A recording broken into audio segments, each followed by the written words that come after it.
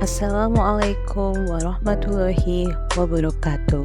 Saya Dr. Meiti Ardiana, spesialis jantung pembuluh darah konsultan dari Divisi Prevensi dan Rehabilitasi Kardiovaskular RSUD Dr. Sutomo, akan menyampaikan materi mengenai ekokardiografi pada kegawat daruratan kardiovaskular. Pada video kali ini, kita akan fokus membahas pada transtorakal ekokardiografi. Pada tingkat perawatan intensif dan gawat darurat, keakuratan, ketersediaan, serta keserbagunaan dalam cardiac imaging sangat diutamakan. Pencitraan yang tidak invasif, portable, minim rasa nyeri, dan dapat dilakukan secara bedside menjadi pertimbangan tambahan untuk memilih modalitas pencitraan yang dibutuhkan. Oleh karena itu, ekokardiografi menjadi pilihan utama pada sebagian besar kasus kardiovaskular.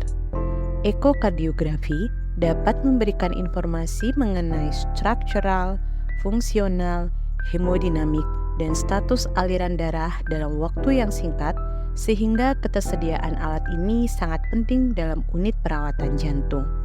Pada beberapa literatur menyatakan bahwa penggunaan ekokardiografi dapat meningkatkan hasil terapi hingga 50%.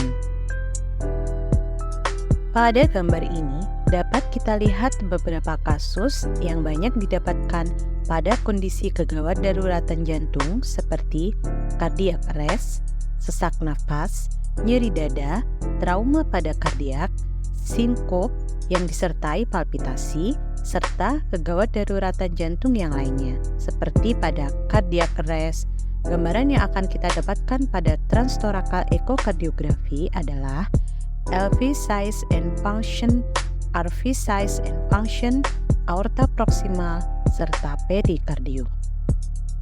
Pada kondisi shock hipovolemik atau hipovolemia berat, akan kita dapatkan small LV end diastolic dan end systolic area, IVC yang kolapsibel dan kecil, serta kissing papillary muscles. Pada kondisi tamponade, kita dapatkan efusi perikard, RA atau LA collapse pada fase sistolik, RV atau LV collapse pada fase diastolik, atau variabilitas pada mitral atau tricuspid inflow velocities. Pada emboli pulmonal, kita dapatkan direct dan indirect sign seperti sumbatan di main pulmonary artery atau sumbatan di pembuluh darah yang menuju ke arteri pulmonal sebagai direct sign dari emboli pulmonal. Adapun indirect sign dari emboli pulmonal antara lain dilatasi ventrikel kanan dan D-shaped sign. Terakhir, pada kondisi shock kardiogenik didapatkan gagal jantung kiri baik global maupun vokal serta gagal jantung kanan. Pada kasus acute coronary syndrome atau ACS, TTE digunakan sebagai alat diagnostik dengan sensitivitas tinggi, baik secara kuantitatif maupun kualitatif. Pergerakan dinding jantung menjadi pembeda antara miokardium yang mengalami infark dengan miokardium yang normal. TTE sendiri dinilai akurat dalam memberikan informasi mengenai lokasi infark, sehingga pada kasus-kasus ACS dapat diprediksi arteri koroner mana yang menjadi kulprit. Selain itu, TTE juga dapat mendeteksi komplikasi dari ACS seperti acute free wall rupture, pericardial effusion, thrombus, infarct expansion, dan lain-lain. Acute free wall rupture biasanya terjadi pada 5 hari pertama terjadinya infark miokard pada 50% kasus dan dalam 2 minggu pada lebih 90% kasus. Dapat kita lihat di sebelah kiri, terdapat gambaran mid-parasternal short axis view atau setinggi musculus papillaris. Pada pasien dengan infark miokard inferior, panel sebelah kiri diambil pada fase end diastolik dan panel sebelah kanan diambil pada fase end sistolik. Panel berwarna putih menunjukkan adanya penipisan dan berkurangnya pergerakan miokard inferior. Selain itu, terdapat komplikasi mekanik lain dari ACS yaitu ischemic mitral regurgitation dan ventricular septal rupture. Komplikasi mekanik yang pertama adalah ischemic mitral regurgitation. Ischemic mitral regurgitation terjadi pada 1 dari 5 pasien dengan acute myocardial infarct. Dengan terjadinya IMR, prognosis pada coronary artery disease menjadi lebih buruk. TTE berperan dalam kuantifikasi MR untuk mengetahui mekanisme dari MR dan menyingkirkan kelainan pada katup mitral.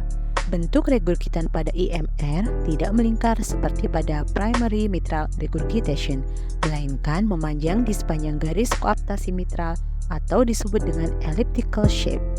Jika proximal isovelocity surface area atau PISA lebih dari 0,4 cm persegi dan regurgitan volume lebih dari 60 ml, maka diklasifikasikan sebagai IMR dengan derajat berat. Komplikasi ACS yang kedua adalah ventricle septal rupture. Insidensi VSR pada pasien ACS yang belum mendapatkan terapi PCI maupun trombolitik lebih besar daripada pasien ACS yang sudah mendapatkan terapi revaskularisasi. Color Doppler pada TTE berperan dalam evaluasi ukuran dari VSR secara anatomis. Selain itu, pada TTE kita juga dapat melihat dilatasi ventrikal kanan serta hipertensi pulmonal yang disebabkan oleh meningkatnya aliran darah di ruang kanan jantung. Pada gambar ini dapat kita lihat komplikasi mekanik dari ACS yang dapat dievaluasi dengan pemeriksaan TTE, antara lain rupture otot papillaris, pseudoaneurysm, ventricular septal defect, dan free wall rupture. Penyakit lain yang dapat kita temukan pada kegawat daruratan jantung adalah diseksi aorta. Diseksi aorta sendiri memiliki tanda dan gejala yaitu nyeri dada yang menjalar ke punggung yang dapat disertai dengan nyeri perut atau nyeri punggung berat, gejala neurologis, dan atau terdapat murmur dari regurgitasi aorta. Tanda diseksi aorta yang dapat kita temui dari TTE adalah terdapatnya intimal flaps atau false lumen dan komplikasi dari diseksi aorta. Dapat kita lihat pada gambar di sebelah kanan bawah. Gambar A menunjukkan adanya intimal flap seperti ditunjukkan pada panah putih. Pada gambar B dan C dapat kita lihat bahwa terdapat 2 lumen di arkus aorta dan proksimal dari aorta descendens. Pada gambar D menunjukkan color Doppler dapat membantu mengidentifikasi true lumen. Cara lain untuk mengidentifikasi true lumen antara lain ukuran true lumen biasanya lebih kecil daripada false lumen. Kontras echo flow pada true lumen biasanya bersifat awal dan cepat, sedangkan pada false lumen biasanya bersifat tertunda dan lambat. Terdapat limitasi dari TTE yang akan mempengaruhi hasil pemeriksaan, antara lain abnormalitas dari bentuk dinding dada pasien, obesitas, dan emfisema paru. Emboli pulmonal dan DVT menjadi sindroma kardiovaskuler ketiga terbanyak yang menyertai kejadian infark miokard dan stroke. Emboli pulmonal atau PE terjadi sebanyak 39 hingga 115 dari 100.000 populasi. Gold standar dari PE adalah pulmonal angiography. Namun, saat ini CTPE menjadi alternatif yang lebih dipilih dikarenakan tindakan ini dinilai lebih tidak invasif dengan keakuratan diagnosis yang hampir sama dibandingkan dengan pulmonary angiography. Ketersediaan CTPE yang terbatas membuat TTE menjadi alat lain yang digunakan untuk mendiagnosa PE. Berikut beberapa tanda PE yang ditemukan pada TTE antara lain McConnell signs, 60-60 sign, D-shape sign, tricuspid regurgitation dengan peak systolic gradient lebih dari 60 mm Hg, trombus pada jantung kanan, dilatasi atau disfungsi ventrikel kanan, overload pada ventrikel kanan, dilatasi arteri pulmonal, dan penurunan nilai TAP-C. Penyebab lain dari PE yang mungkin dapat kita temukan di TTE di jantung kanan antara lain vegetasi, massa, malignan maupun benign, dan emboli. Berikut adalah gambaran dari tanda-tanda PE yang dapat kita temukan saat melakukan pemeriksaan transthoracic echocardiografi. Berikutnya, kita akan membahas mengenai pericardial disease. Pada pericardial disease, TTE direkomendasikan jika 1. Terdapat kecurigaan terhadap penyakit perikardium. 2. Terdapat pericardial friction wrap pada acute myocardial infarction dengan gejala seperti nyeri dada persisten, hipotensi, dan mual. 3. Pasien dengan kecurigaan adanya perdarahan di kavum perikardium, kausa trauma atau perforasi. 4. Sebagai panduan dan follow-up dalam melakukan perikardiosintesis. Beberapa penyakit kardiovaskular yang dapat dievaluasi melalui TTE antara lain 1. Efisi perikard, 2. Tamponan jantung, dan 3. Perikarditis akut. Mari kita bahas penyakit pertama, yaitu efusi perikard. Efusi perikard diartikan sebagai akumulasi abnormal dari cairan perikard di kavum perikardium. Cairan perikard sendiri secara fisiologis terdapat di kavum perikardium dengan volume 10-50 cc dan bersifat serous. Cairan perikard ini berfungsi sebagai pelumas antara dua lapisan perikardium. TTE sendiri berperan dalam evaluasi yang lebih detail mengenai ukuran dan lokasi dari efusi perikard serta membantu menyingkirkan adanya kondisi tamponan jantung. Weizmann et al. Mengklasifikasikan efusi perikard berdasarkan ukurannya, yaitu 1. Small dengan ukuran efusi kurang dari 1 cm, 2. Moderate dengan ukuran efusi 1 hingga 2 cm, 3. Large dengan ukuran efusi 2 hingga 2,5 cm, dan 4. Very large dengan ukuran efusi lebih dari 2,5 cm. Efusi perikard yang hanya terlihat pada saat fase sistolik dianggap sebagai kondisi yang fisiologis. Tamponan jantung merupakan kondisi dari akumulasi cairan perikard yang mengakibatkan naiknya tekanan intrakardiak, sehingga membuat cardiac filling dan hemodinamik terganggu. Adapun tanda dari tamponan jantung yang disebut trias Beck yaitu sinus takikardi, peningkatan tekanan vena jugularis, dan penurunan tekanan darah. Hasil yang kita dapatkan pada pemeriksaan TTE antara lain 1. Right ventricular free wall yang kolaps pada fase early diastolik, 2. Atrium kanan yang kolaps pada fase late diastolik, 3. Swinging heart, 4. Dilatasi vena cava inferior dengan minimal atau tanpa kolapsibilitas, 5. Bantular interventricular septum atau septal bounce yang lebih mengarah ke ventrikel kiri pada fase inspirasi. Banyak pasien dengan keluhan sesak nafas pada setting kegawat daruratan jantung. Pemeriksaan TTE direkomendasikan pada beberapa kondisi berikut. 1. Membedakan penyebab dari dyspnea, apakah berasal dari kardiak atau non-kardiak. Saat klinis dan hasil laboratorium tidak dapat disimpulkan. 2. Pemeriksaan fungsi dan ukuran dari ventrikel kiri pada pasien yang dicurigai menderita gagal jantung. 3. Menentukan penyebab kegagalan dari pelepasan alat ventilasi mekanik.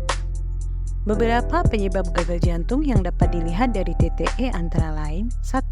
Dilated cardiomyopathy yang disertai dengan dilatasi pada seluruh ruang jantung.